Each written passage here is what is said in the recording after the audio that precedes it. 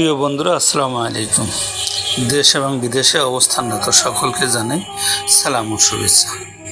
আজকে আপনাদের জানাবো মুরগির ইতিহাস নিয়ে গল্প। গল্পটি যদি ভালো লেগে থাকে তাহলে লাইক, শেয়ার, কমেন্ট করে জানাবেন। যারা নিয়মিত বাংলার কৃষকের গল্প দেখেন তাদেরকে আজকে বিশেষভাবে অনুরোধ করব আজকের এই মুরগির ইতিহাস নিয়ে এই ছোট্ট গল্পটি শোনার জন্য। মুরগি মূলত দক্ষিণ পূর্ব এশিয়ার বুনো পাখি, জঙ্গলের মোরগ থেকে গৃহপালিত হয়।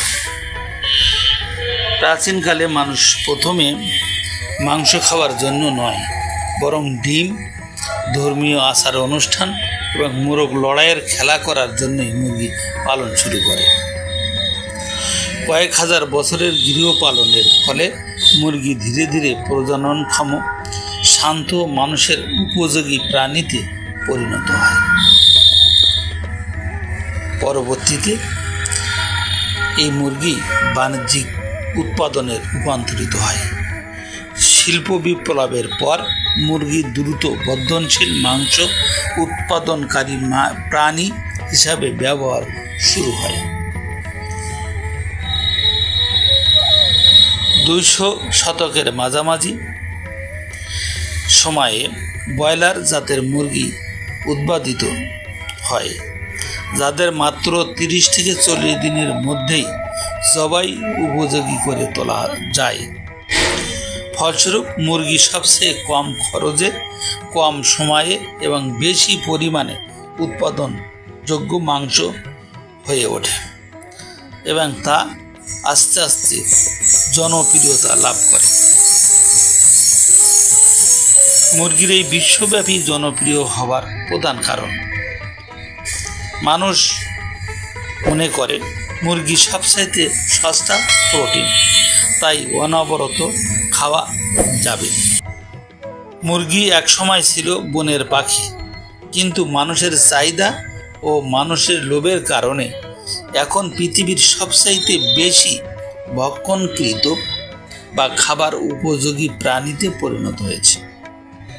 ফলে মুরগি আজ বিশ্বের সবচেয়ে জনপ্রিয় খাবার হলেও সেই জনপ্রিয়তা এসেছে তাদের কষ্ট ও অস্বাভাবিক জীবনের বিনিময়ে, কারণ তাদেরকে খাঁচায় বন্দি করে রাখা হয়। মুরগি এখন বিভিন্ন অ্যান্টিবায়োটিক ওষুধ দ্বারা তৈরি করা হয়, তাদেরকে গড়ে তোলে, যার ফলে তাদের এই অ্যান্টিবায়োটিকের কারণে এখন অনেকটা খাদ্য অনুপযোগী হয়ে উঠছে। তাই বিশেষজ্ঞরা বলছেন পোলট্রি মুরগি বা অন্য যে জাতেরই মুরগি হোক, তাই অ্যান্টিবায়োটিক ব্যবহার থেকে আমাদের বিরত থাকতে হবে। অত্যাধিক অ্যান্টিবায়োটিকের কারণে অনেক সময় দেখা যাচ্ছে মুরগি তাদের ডিমের পরিমাণ হ্রাস পাচ্ছে। তাই মুরগি পালন করতে হলে অ্যান্টিবায়োটিক ব্যবহার কমাতে হবে, ন্যাচারাল খাবার দিয়ে মুরগি উৎপাদন করতে হবে।